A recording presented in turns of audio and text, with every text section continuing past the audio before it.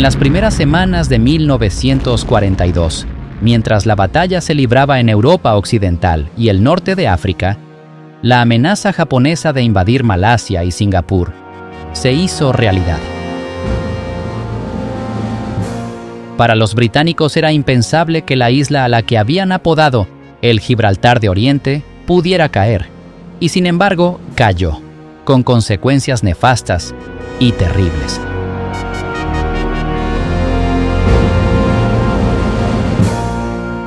Unos 80.000 prisioneros de guerra fueron capturados en Singapur y otros 50.000 en Malasia.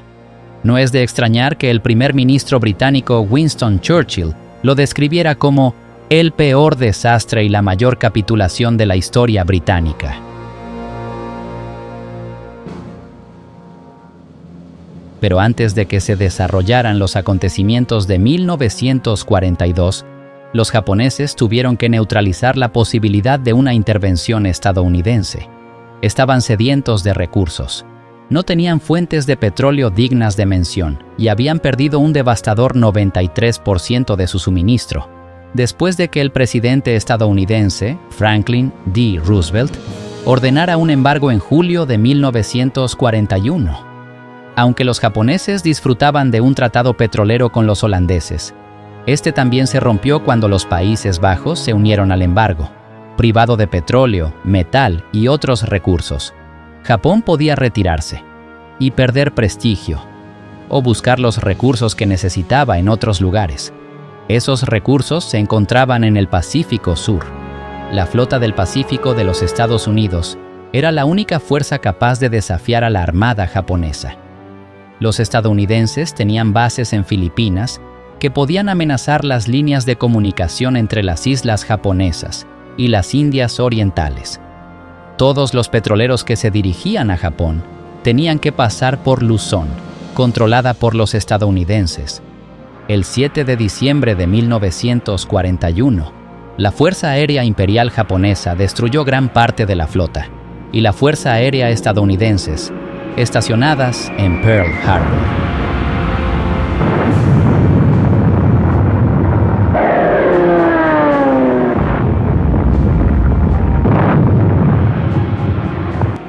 Fue un ataque tan audaz que casi desafiaba la credulidad. El presidente Franklin D. Roosevelt lo describió como una fecha que vivirá en la infamia.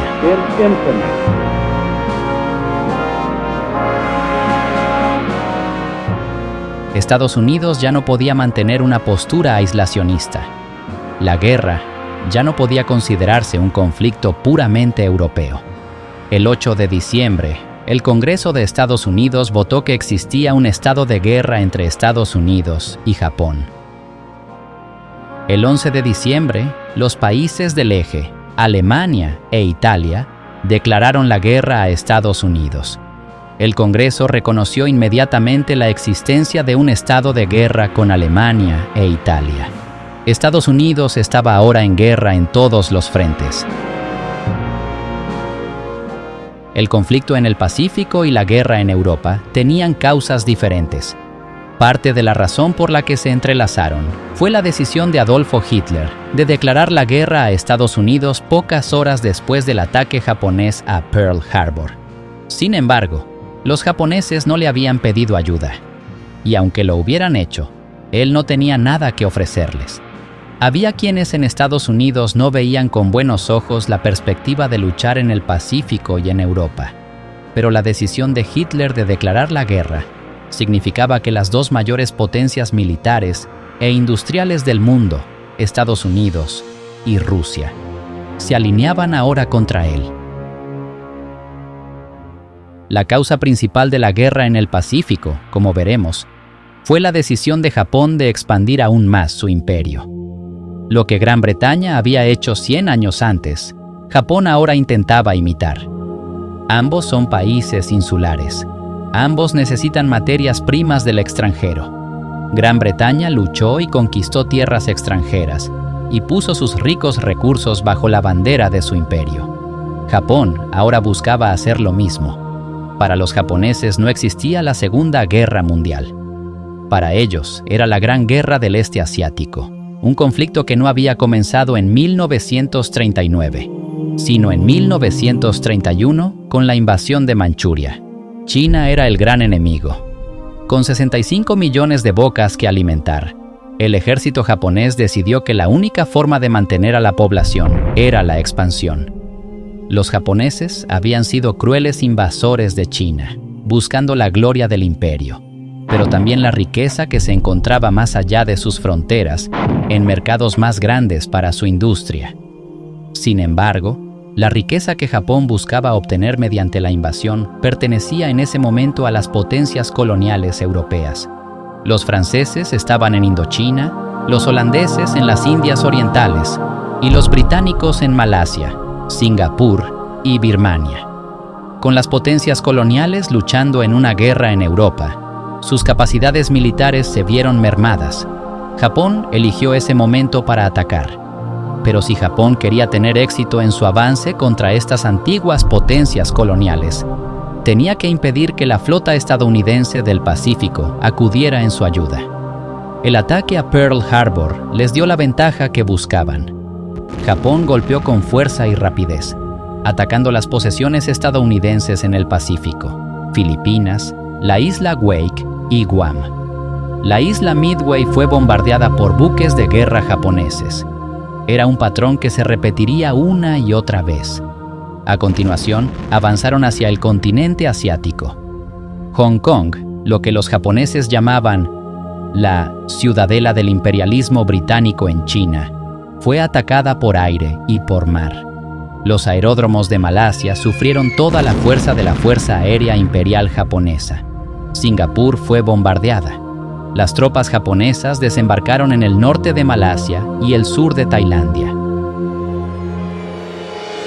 La principal base aérea estadounidense en Filipinas, Clark Field, fue atacada.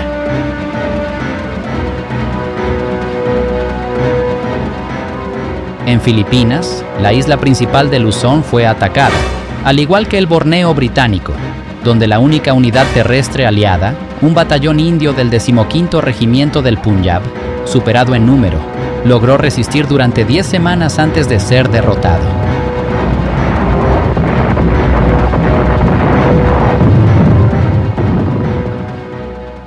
Tras una semana de combates, el día de Navidad de 1941, la guarnición británica de Hong Kong cayó. Había resistido más tiempo de lo que nadie esperaba. Aislada en el extremo sureste de China, Hong Kong se consideraba prescindible, pero 6.000 defensores habían resistido a 40.000 japoneses. El fin llegó cuando fueron tomados los embalses de la colonia. No quedaba más remedio que rendirse. La campaña japonesa en Birmania duró mucho más tiempo. Birmania era un premio muy codiciado. Proporcionaba a los británicos una puerta de entrada a la India, la joya de la corona colonial. Es más, desde 1938, la carretera de Birmania, que iba de Mandalay a Kunming, había sido la única ruta de suministro por tierra para las fuerzas nacionalistas que luchaban contra los japoneses en China. Dado que los estadounidenses creían erróneamente que China contribuiría con una poderosa fuerza para ayudar a derrotar a Japón, era esencial que la carretera permaneciera abierta y que China siguiera recibiendo suministros. Cuando China se unió a los aliados y declaró la guerra a Alemania, Italia y Japón, el general estadounidense Joseph Stilwell, conocido como Vinegar Joe, se unió al líder nacionalista chino, Chiang Kai-shek, como su jefe de Estado Mayor. Aunque lograron repeler un ataque japonés en China el 15 de enero, su éxito fue efímero. Los japoneses ya estaban en Birmania y no dejaron que la densa selva obstaculizara sus ambiciones. Cuando las carreteras estaban bloqueadas, simplemente se adentraron en la espesura. Las fuerzas birmanas entrenadas por los británicos fueron incapaces de detener su avance. El primer objetivo de Japón era Rangún, el único puerto de Birmania. Lo alcanzaron y lo tomaron a principios de marzo. Cuando las fuerzas japonesas tomaron el control del extremo birmano de la carretera, no solo habían conseguido los ricos recursos de petróleo y caucho que Birmania podía ofrecer, sino que también habían cortado las conexiones terrestres de China con los aliados. Birmania permanecería en manos japonesas hasta mayo de 1945. En la Mancomunidad de Filipinas, las fuerzas aliadas estaban comandadas por un general de L. Douglas MacArthur. Filipinas se había convertido oficialmente en territorio de los Estados Unidos ya en 1902. En los meses previos a la guerra, los días transcurrían lánguidamente, dedicados a ceremonias, inspecciones y entrenamiento. Los oficiales y sus esposas ocupaban sus tardes y fines de semana con eventos sociales y partidas de golf, mientras que los soldados disfrutaban de los placeres que ofrecían los bares de Manila. Defender las miles de islas que componían Filipinas era una pesadilla. Se encontraban a 8,000 millas de la costa oeste de Estados Unidos, pero a solo 200 millas de Formosa, controlada por Japón. Para defenderlas, el general MacArthur contaba con el equivalente a 2 divisiones de tropas regulares, 16,000 soldados regulares estadounidenses y 12,000 exploradores filipinos. Podía recurrir a miles de milicianos filipinos adicionales, pero estos no estaban entrenados y estaban mal equipados. Difícilmente una fuerza lo suficientemente fuerte como para hacer frente al poderío del ejército imperial japonés. Los estrategas estadounidenses habían elaborado 2 planes para contrarrestar una posible agresión japonesa, uno para la Armada y otro para el ejército. La Armada planeaba luchar en el Pacífico Central para librar una batalla decisiva y culminante con la flota japonesa. El ejército no veía ninguna forma de salvar Filipinas y se decantó por una defensa estratégica a lo largo de una línea Alaska, Hawái, Panamá. Pero descartar Filipinas era políticamente imposible. A medida que la guerra se acercaba, se realizaron esfuerzos frenéticos para reforzar las defensas de la Mancomunidad. Tanto el general MacArthur como el jefe del Estado Mayor del Ejército, el general George C. Marshall, que comandaba las fuerzas estadounidenses en Hawái, sobreestimaron las capacidades de sus propias fuerzas y subestimaron en gran medida la fuerza y la capacidad de los japoneses. En particular, exageraron enormemente el poder del nuevo bombardero B-17 Flying Fortress, algunos de los cuales fueron enviados apresuradamente a Filipinas en los últimos días de paz. Sus esfuerzos resultaron demasiado escasos y demasiado tardíos. Con la flota estadounidense del Pacífico paralizada en Pearl Harbor, la Fuerza Aérea Imperial Japonesa centró su atención en Filipinas y sorprendió a la Fuerza Aérea estadounidense en tierra.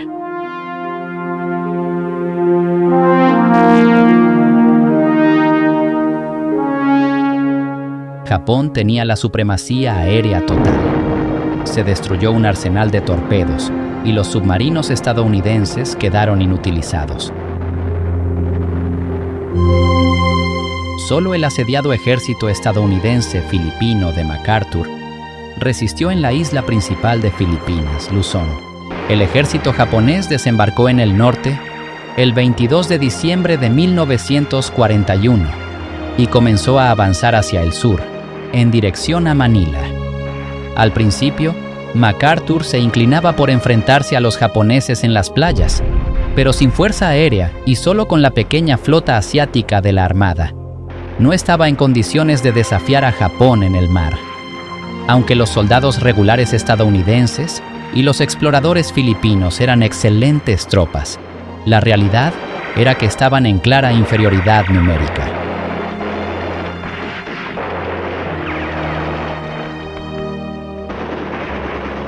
Tras 2 semanas de duros combates, las tropas estadounidenses y filipinas se retiraron a la península de Bataan, en el lado oeste de la bahía de Manila.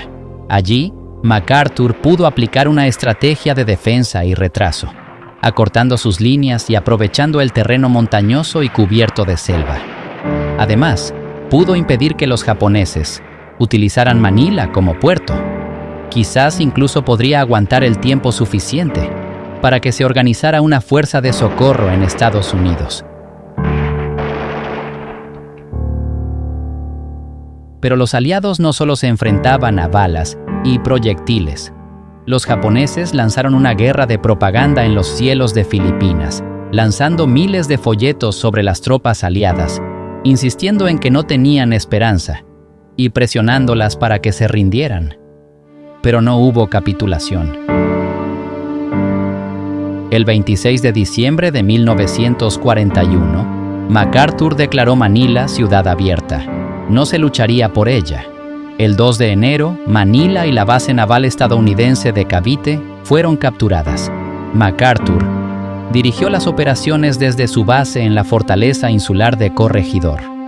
Aunque la península de Bataan estaba bien fortificada, estaba terriblemente superpoblada. 106,000 soldados y civiles.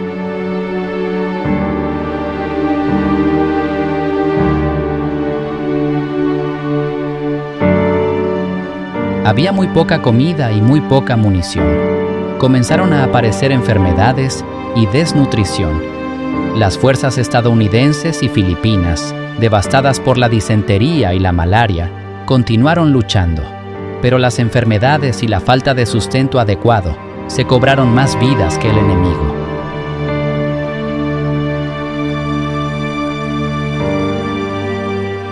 En marzo quedó claro que la ayuda de Estados Unidos no llegaría.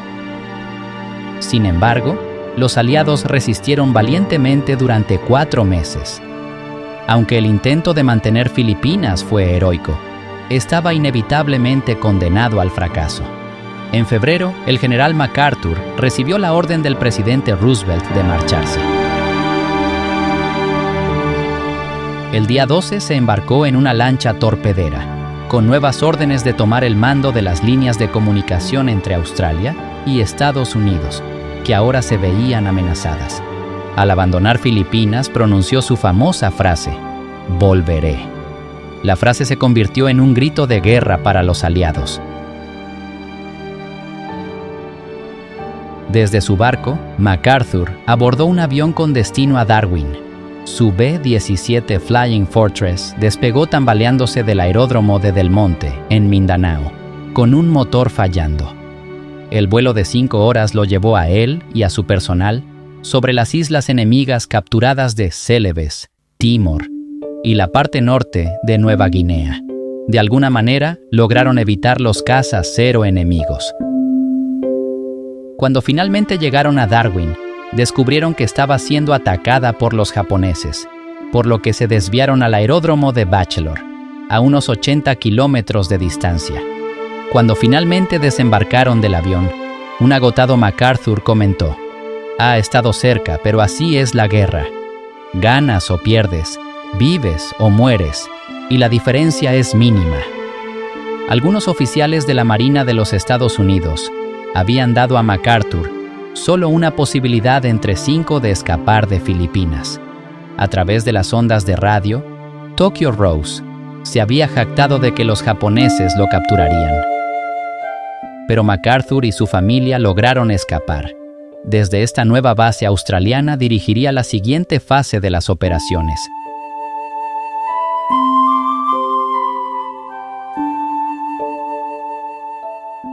Pasarían más de 2 años antes de que pudiera cumplir su promesa.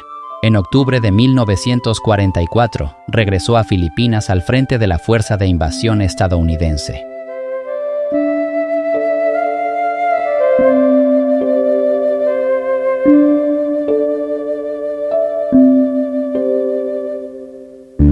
Como ya hemos descubierto, una de las principales fuerzas impulsoras de la política de expansión japonesa era la necesidad de reemplazar el petróleo perdido cuando Estados Unidos impuso su embargo.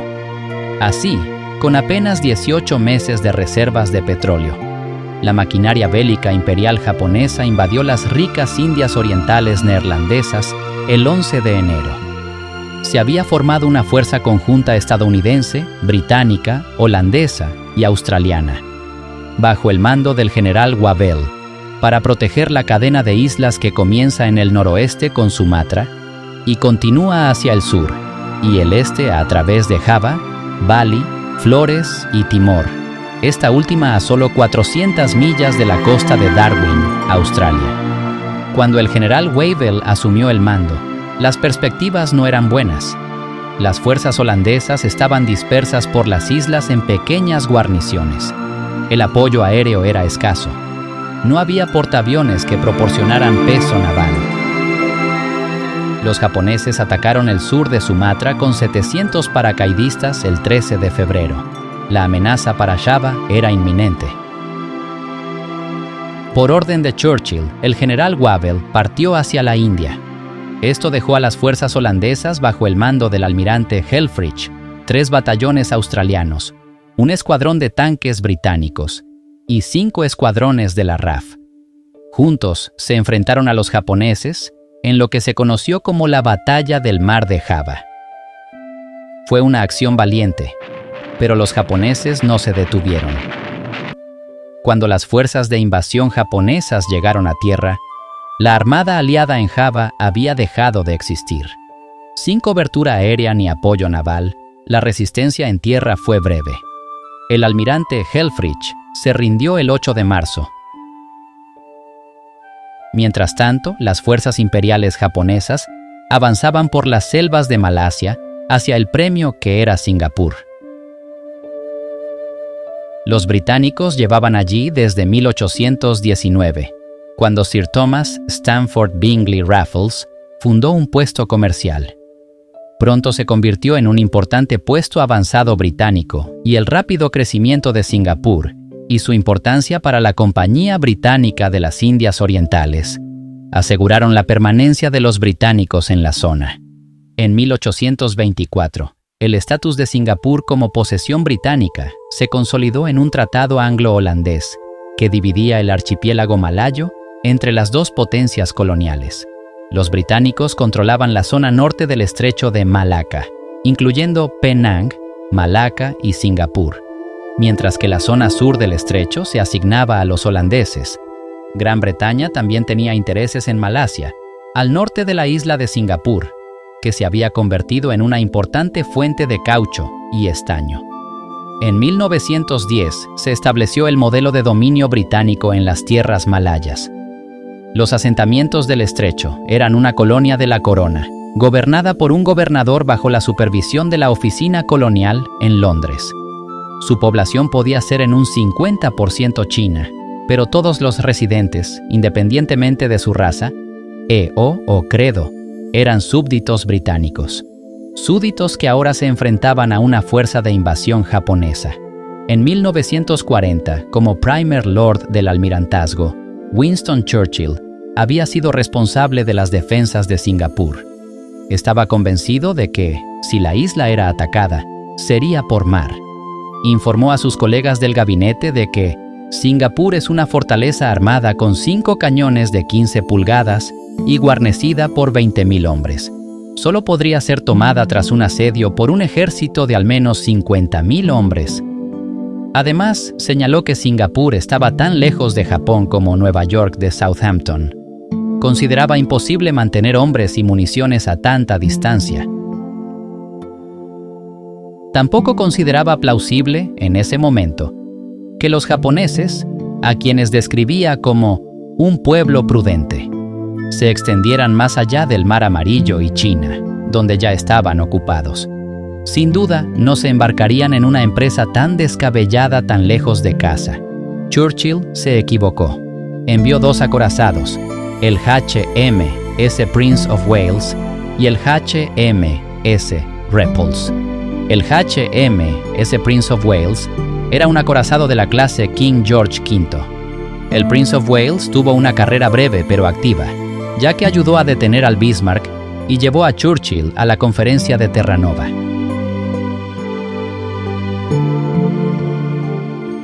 El HMS Repulse era un crucero de batalla de la clase Renowned, el penúltimo construido. También había participado en la persecución del Bismarck. El almirantazgo había planeado que un portaaviones acompañara a los 2 barcos, pero la acción nunca se materializó. El HMS Repulse se zarpó de Singapur en compañía del ese Prince of Wales y 4 destructores, para intentar interceptar los convoyes de invasión japoneses que se dirigían hacia Malasia. Pero su búsqueda de las fuerzas invasoras resultó infructuosa y giraron hacia el sur.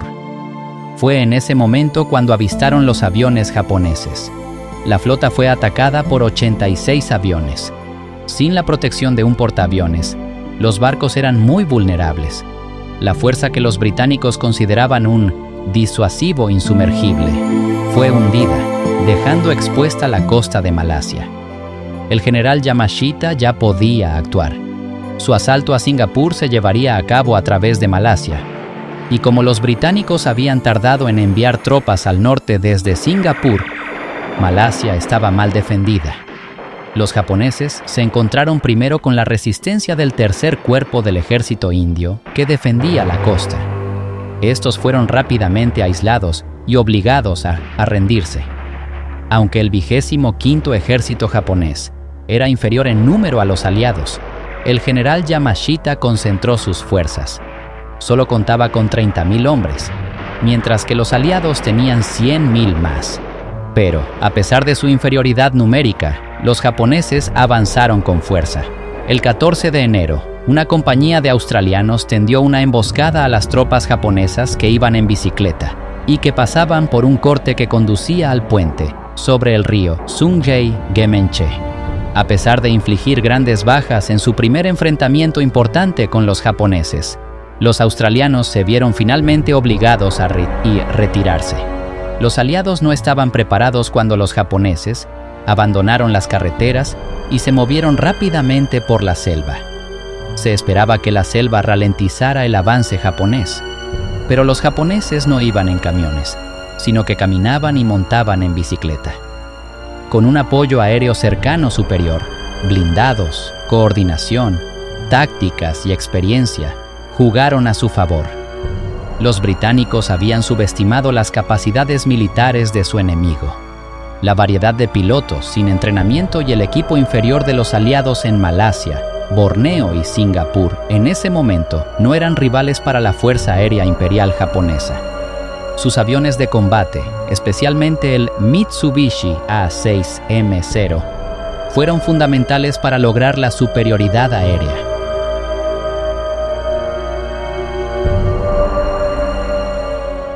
Mientras continuaban los combates en Malasia, los japoneses proseguían con el bombardeo estratégico de Singapur. Los británicos hicieron todo lo posible por mantener a raya a los bombarderos con fuego antiaéreo mientras tuvieron municiones disponibles.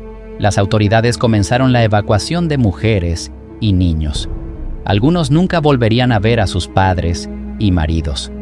Ante la inminente derrota, todos los barcos disponibles se llenaron apresuradamente con civiles que huían. El Empire Star, diseñado para transportar a un pequeño número de pasajeros, se llenó con 2.000 refugiados. Pero la coordinación se rompió y la evacuación se volvió caótica. Los aviones enemigos atacaron los barcos que huían, y miles de civiles se ahogaron. Otros sobrevivieron al ahogamiento, solo para ser asesinados por las tropas japonesas mientras luchaban por llegar a la costa de la isla de Bangka. Con el avance japonés sobre Singapur, dediquemos un momento a repasar los acontecimientos que se desarrollaban en Europa. Desde que Hitler llegó al poder en 1933, comenzó a aprobar las leyes de Nuremberg, que despojaban a los judíos de sus derechos y ciudadanía. No ocultaba su antipatía hacia los judíos y hablaba a menudo de su eliminación por cualquier medio. En 1941 se construyeron los primeros campos de exterminio: Belzec, Sobibor, Treblinka, Chelmno, Majdanek y por último, Auschwitz-Birkenau.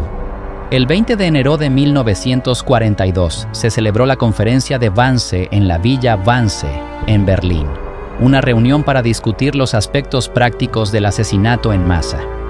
Aunque nunca se ha encontrado ninguna orden que vincule directamente a Adolfo Hitler con el exterminio de los judíos, Rudolf Hess, comandante del campo de Auschwitz, y Adolf Eichmann, descrito como el arquitecto del Holocausto, afirmaron que dicha orden existía a principios del verano de 1941.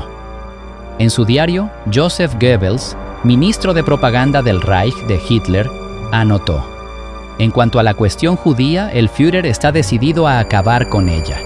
Ahora ha llegado la guerra mundial. La destrucción de los judíos debe ser su consecuencia necesaria. No podemos ser sentimentales al respecto. No nos corresponde sentir simpatía por los judíos. En Wannsee, se trazaron los planes para la solución final. El exterminio masivo de los judíos comenzó poco después, pero la maquinaria bélica nazi pronto tendría que enfrentarse a una fuerza aliada ampliada. Los estadounidenses ya estaban luchando contra los japoneses en el Pacífico y ahora estaban a punto de entrar en la contienda en Europa, con unos 4.000 soldados desembarcando en Irlanda del Norte. Estas fueron las primeras tropas estadounidenses en pisar suelo europeo desde que las tropas expedicionarias estadounidenses se marcharon al final de la Gran Guerra. Fueron recibidas por Sir Archibald Sinclair, secretario de Estado de Aeronáutica, con las siguientes palabras: su llegada a salvo aquí marca una nueva etapa en la guerra mundial. Es un presagio sombrío para el señor Hitler. Tampoco se le escapará su importancia al general Toho. En realidad, el despliegue de tropas estadounidenses en Gran Bretaña se había estado planeando desde abril de 1941, 8 meses, antes del ataque a Pearl Harbor. Los contratistas estadounidenses ya habían estado trabajando duro para construir bases para los 87.000 estadounidenses que el Departamento de Guerra de Estados Unidos tenía previsto enviar. A los soldados estadounidenses les costó acostumbrarse a la vida en Gran Bretaña. Para empezar, conducían por el lado equivocado de la carretera, y los programas de radio de la BBC no eran exactamente lo que estaban acostumbrados a escuchar. El Departamento de Guerra de los Estados Unidos distribuyó un manual titulado Instrucciones para los militares estadounidenses en Gran Bretaña, con el fin de informarles sobre las peculiaridades de los británicos, su país y sus costumbres. La guía tenía por objeto aliviar el choque cultural de los soldados que viajaban por primera vez a Gran Bretaña, o de hecho, al extranjero. Un pasaje decía: los británicos no saben preparar una buena taza de café. Ustedes no saben preparar una buena taza de té. Es un intercambio justo. Había explicaciones de todo lo que los soldados podían encontrarse, desde pesos y medidas, hasta dinero, racionamiento y deportes. Puede que el béisbol fuera el pasatiempo nacional en Estados Unidos, pero en Gran Bretaña el cricket era el deporte del verano. Para algunos estadounidenses, los matices del juego eran demasiado emocionantes.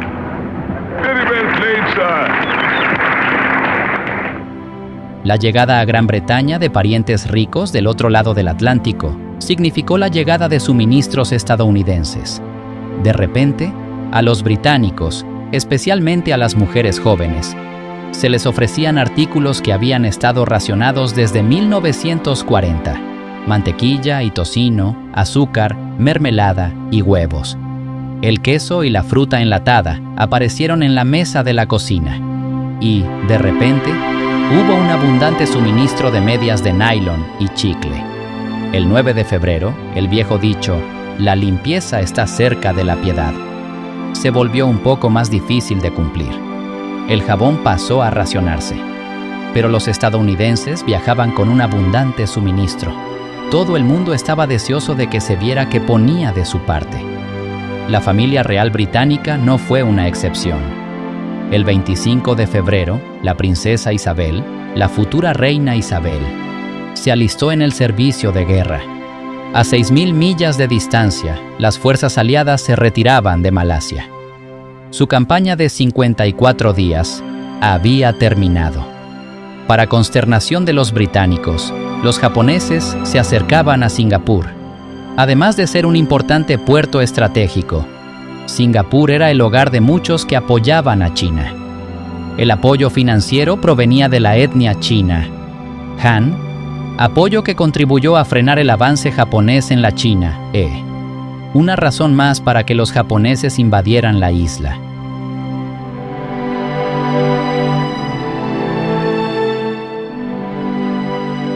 Los aliados resistieron, enfrentándose a un decidido ataque japonés. Para el general Yamashita fue un momento de nerviosismo, como recordaría más tarde. Mi ataque a Singapur fue un farol que funcionó. Tenía 30.000 hombres y me superaban en número más de 3-1. Sabía que si tenía que luchar durante mucho tiempo por Singapur, sería derrotado. Por eso la rendición tenía que ser inmediata. Estaba muy asustado todo el tiempo por si los británicos descubrían nuestra inferioridad numérica y nuestra falta de suministros, y me obligaban a librar una desastrosa batalla callejera. Singapur estaba bajo el mando del teniente general Arthur Percival. Tenía a su disposición aproximadamente 100.000 militares de Australia, Gran Bretaña y la India, así como soldados reclutados en Malasia y Singapur. Prepararon su defensa. La estrategia japonesa era astuta.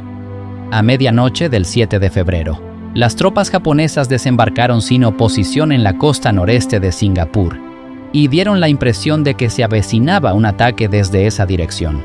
Sin embargo, al día siguiente, comenzaron un ataque estratégico aéreo y de artillería en la costa noroeste. A las 9:30 de esa noche, se lanzó el primer asalto anfibio japonés sobre Singapur. Sin dejarse intimidar por las numerosas bajas sufridas a manos de los ametralladores australianos, oleadas de tropas japonesas desembarcaron con éxito. A medianoche, la defensa australiana se había derrumbado. Al día siguiente, el aeródromo de Tengah cayó en manos de los japoneses. Singapur giró sus famosos cañones costeros de gran calibre hacia el interior, al menos los que podían girar. Pero los cañones estaban provistos principalmente de proyectiles perforantes, necesarios para penetrar los cascos de los buques de guerra blindados, que era precisamente la razón por la que estaban allí. Si los cañones hubieran estado bien provistos de proyectiles de alto poder explosivo, los atacantes japoneses habrían sufrido grandes bajas. Los cañones habrían ayudado a repeler el avance japonés. No fue así.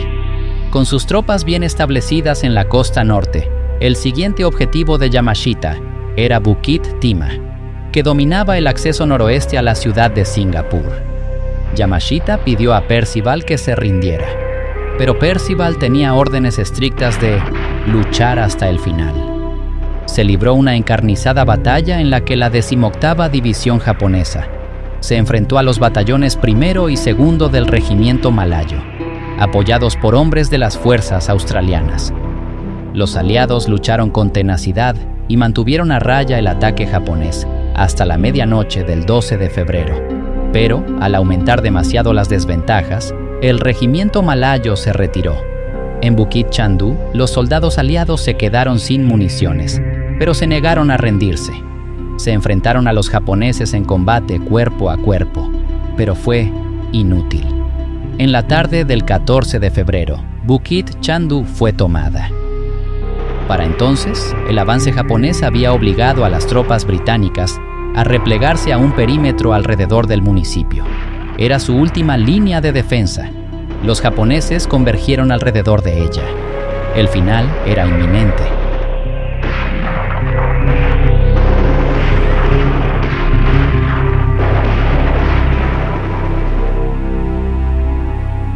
El suministro de agua había descendido a un nivel crítico y los víveres, incluidos los alimentos, el combustible y las municiones, también se estaban agotando.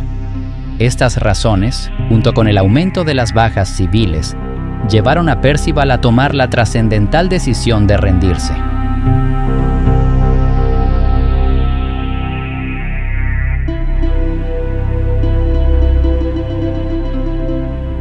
El 15 de febrero de 1942, a las 6:15 de la tarde, en una sala de conferencias improvisada en la fábrica de la Ford Motor Company en Singapur, el general Arthur Percival, en nombre de los aliados, entregó la isla al teniente general Yamashita Tomoyuki.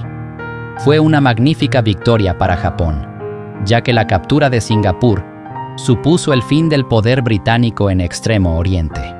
Por parte de los británicos, el telegrama de Percival al comandante supremo del mando estadounidense, británico, holandés, australiano, decía: todos los ranks han hecho lo mejor que han podido. De los 50.000 soldados blancos capturados en Singapur, 18.000 morirían por enfermedades o malos tratos en los siguientes 3 años y 8 meses. Los japoneses convirtieron la isla en el cuartel general del Ejército del Sur y rebautizaron Singapur como Shonan, que significa Luz del Sur. Los japoneses disponían ahora de las riquezas de Malasia y habían obtenido el control del estrecho de Malaca, la principal ruta marítima entre los océanos Pacífico e Índico. Tras la derrota británica en Singapur, los movimientos nacionalistas comenzaron a darse cuenta de que las antiguas potencias coloniales no eran la fuerza superior e invencible que habían creído, lo que marcó el comienzo del declive del imperio. A partir de aquí podemos seguir la espiral descendente de las potencias coloniales británicas. Con la caída de Singapur, el imperio británico se vio atacado en otros lugares. Poco antes de las 10 de la mañana del 19 de febrero, 188 aviones japoneses descendieron sobre Darwin en lo que iba a ser un ataque de precisión. Esto marcó el comienzo de los ataques contra Australia, que se prolongarían hasta 1943. Los australianos lo consideraron su Pearl Harbor, y aunque Darwin no tenía la misma importancia que el objetivo estadounidense en Hawái, se lanzaron un mayor número de bombas. Darwin no estaba preparada. 8 barcos del puerto fueron hundidos, incluido un destructor estadounidense, el USS Peary. Otros 35 barcos resultaron dañados. Ninguno de los pocos aviones aliados disponibles logró despegar. Todos fueron destruidos o dañados. En solo 40 minutos, los aviones japoneses habían logrado su objetivo y regresaron a casa. Pero otra oleada estaba por llegar. En esta ocasión, había 54 bombarderos japoneses. Su objetivo, la ciudad y el aeródromo de Darwin. 250 trabajadores portuarios y del muelle perdieron la vida ese día, y entre 300 y 400 resultaron heridos. El gobierno australiano ocultó las cifras reales de víctimas por temor a que cundiera el pánico, pero aún así se produjo el caos. Aunque el 19 de febrero fue un día de júbilo para los japoneses antes de que terminara el verano, los 4 portaaviones imperiales que participaron en el ataque serían hundidos durante la batalla de Midway, mientras las fuerzas japonesas ganaban la batalla en el Pacífico. Sus compatriotas vivían una experiencia muy diferente en Estados Unidos, donde miles de ellos habían establecido su hogar. Después de Pearl Harbor, los japoneses no eran bienvenidos en Estados Unidos. En realidad, las relaciones entre la comunidad japonesa y el público estadounidense, en general, se habían ido deteriorando durante años. Los agricultores, que resentían la competencia de la mano de obra inmigrante, podían ahora argumentar la lealtad a Estados Unidos como motivo para desconfiar de cualquier persona de origen japonés. Incluso antes de Pearl Harbor, el presidente Roosevelt había ordenado que se recopilaran los nombres y direcciones de todos los japoneses nacidos en Estados Unidos y en el extranjero. A todos los extranjeros enemigos de California, Oregón, Washington, Montana, Idaho, Utah y Nevada, estados que formaban parte de la Ley de Control de Enemigos Extranjeros. Se les ordenó entregar lo que se describía como contrabando. Esto incluía radios de onda corta, cámaras, prismáticos y diversas armas, como cuchillos de caza y la dinamita utilizada por los agricultores para despejar la tierra. El congresista de Los Ángeles Leland Ford escribió: "No creo que podamos ser demasiado estrictos en nuestra consideración hacia los japoneses ante la forma traicionera en que actúan". California votó a favor de excluir a todos los descendientes de nativos con los que Estados Unidos está en guerra de todos los puestos de la función pública. Se establecieron zonas prohibidas, lugares vedados a todos los extranjeros enemigos. Se ordenó a los alemanes, italianos y japoneses que abandonaran las zonas costeras de San Francisco. Pronto, Cualquier persona designada como extranjero indeseable fue trasladada de las zonas costeras de Estados Unidos. El fiscal general de California, Earl Warren, calificó a los japoneses de California como el talón de Aquiles de todo el esfuerzo de defensa civil y advirtió: a menos que se haga algo, podría repetirse lo ocurrido en Pearl Harbor. Las granjas pasaron de manos de los japoneses estadounidenses a arrendatarios y empresas caucásicos. La principal preocupación era mantener la producción a pleno rendimiento. Se ordenó a los agricultores japoneses estadounidenses que continuaran con sus actividades agrícolas hasta el momento del desalojo, y se les advirtió que la destrucción de los cultivos se castigaría como sabotaje. El 19 de febrero de 1942, el presidente Roosevelt firmó una orden ejecutiva que dio inicio a la redada y evacuación de 120,000 japoneses estadounidenses a uno de los 10 campos de internamiento, oficialmente denominados centros de reubicación. Aunque los japoneses estadounidenses constituían la inmensa mayoría de los internos en los campos, miles de estadounidenses de ascendencia alemana, italiana y otras nacionalidades europeas también se vieron obligados a trasladarse allí. Aunque las condiciones no eran buenas, no se parecían en nada a los campos de concentración creados por los nazis. En Europa, los nazis no lo tenían todo a su favor. Aunque las tropas alemanas continuaban sitiando la ciudad rusa de Leningrado, esta se negaba a caer. Leningrado era uno de los principales objetivos de la Operación Barbarroja de Hitler, quien esperaba que cayera como una hoja. Los primeros proyectiles cayeron sobre Leningrado el 8 de septiembre de 1941. El Ejército Rojo había sido flanqueado cuando los alemanes rodearon la ciudad, pero la ciudad no cayó como Hitler imaginaba. Se defendió y siguió luchando durante 900 días. Los casi 3 millones de civiles de la ciudad, entre ellos unos 400,000 niños, se negaron a rendirse y, en cambio, soportaron unas penurias cada vez mayores. En enero y febrero, Leningrado se sumió en un invierno extremadamente frío. La falta de combustible supuso la prohibición del uso de la electricidad en los hogares, ya que se dio prioridad a la industria y al ejército. Era imposible conseguir queroseno para las lámparas de aceite.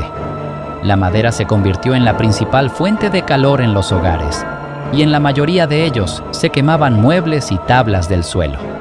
Simplemente no había alimentos disponibles para combatir el frío. Si se podía conseguir pan, la gente tenía que hacer fila en el frío glacial con la esperanza de que quedara algo cuando llegaran al frente de la cola. Durante enero y febrero, 200,000 personas murieron de frío y hambre. A pesar de estas trágicas pérdidas y de las condiciones inhumanas, las industrias bélicas de la ciudad siguieron funcionando. Sin calefacción, sin suministro de agua, casi sin electricidad y con muy poco que comer, la ciudad seguía negándose a sucumbir a los nazis. Los alemanes estaban descubriendo que sus enemigos aún tenían mucha fuerza para luchar, y mientras los rusos resistían a Hitler, Winston Churchill tramaba la siguiente fase de la guerra contra él. En los pasillos del poder, las palabras del primer ministro británico resonaban con fuerza en los oídos de sus estrategas militares. «La Armada puede hacernos perder la guerra», dijo, «pero solo la RAF puede ganarla. Nuestro esfuerzo supremo debe ser conseguir un dominio abrumador del aire. Los cazas son nuestra salvación, pero solo los bombarderos proporcionan los medios para la victoria». El día de San Valentín de 1942, el mando de bombarderos emitió la Directiva número 22, que puso fin al reciente periodo de conservación de aeronaves por parte de la RAF, aunque los ataques aún no debían llevarse a cabo en caso de mal tiempo o peligro extremo. Con la entrada en servicio del nuevo bombardero Lancaster, equipado con un nuevo dispositivo de navegación llamado GEE, el mando de bombarderos esperaba que la localización de los objetivos resultara mucho más fácil. 9 días después, una de las figuras más influyentes de la Segunda Guerra Mundial asumió su nuevo mando, el mariscal del aire, Arthur Bomber, Harris, fue nombrado comandante en jefe del mando de bombarderos. Harris tenía fama de ser un personaje decidido y enérgico. Harris estaba totalmente convencido de que el bombardeo de Alemania podía doblegar a los nazis y asestar un golpe decisivo para ganar la guerra. A principios de marzo, sus bombarderos atacaron la planta de Renault, controlada por los nazis, en el suburbio parisino de Billancourt. Se causaron graves daños a las instalaciones de producción, aunque muchos trabajadores franceses perdieron la vida. Sin embargo, este exitoso ataque supuso un impulso muy necesario para la moral de las tripulaciones de los bombarderos. Esa misma noche, el bombardero Lancaster hizo su debut operativo, lanzando minas frente al puerto francés de Brest. De los 235 aviones de la RAF que despegaron, solo uno no regresó. 5 días después, la RAF llevó a cabo un ataque contra Essen, sede de una fábrica de Krupp. Krupp producía submarinos, tanques, artillería, cañones navales, municiones y otros armamentos para el ejército alemán. Aunque los resultados fueron decepcionantes, los bombarderos volvieron una y otra vez. No solo la fábrica era un objetivo, sino que, según la nueva directiva, también lo era la ciudad. Era el preludio de lo que estaba por venir. Bajo la nueva doctrina táctica del bombardeo de saturación de área, la RAF lanzó 234 aviones y un ataque incendiario masivo contra Lübeck, en el Báltico. Devastó la ciudad vieja. Hitler estaba tan indignado que ordenó a la Luftwaffe bombardear ciudades y pueblos históricos británicos en represalia. Pero Harris no vaciló en su creencia en su plan. A finales de mayo, se enviarían 900 bombarderos para arrasar Colonia. Con los bombarderos llevando ahora la lucha a Alemania, la guerra en Europa comenzó a girar a favor de los aliados. Hitler descubriría que los aliados no estaban dispuestos a rendirse. Ahora se enfrentaba a una RAF resurgida, al poderío de Estados Unidos y a un enemigo obstinado en Rusia. Aunque los aliados habían sufrido mucho a manos de los japoneses en el Pacífico, ya se estaban sentando las bases para contraatacar. Con la llegada de las tropas estadounidenses a Numea, Nueva Caledonia, ya se estaban concretando los planes que llevarían a la conquista estadounidense de Guadalcanal, la primera de una serie de asaltos anfibios a las islas del Pacífico, con la batalla del Mar del Coral y la batalla de Midway en el horizonte. Los japoneses pronto se darían cuenta de que la relativa facilidad con la que habían conseguido sus nuevas posesiones llegaría a su fin. Los aliados estaban contraatacando.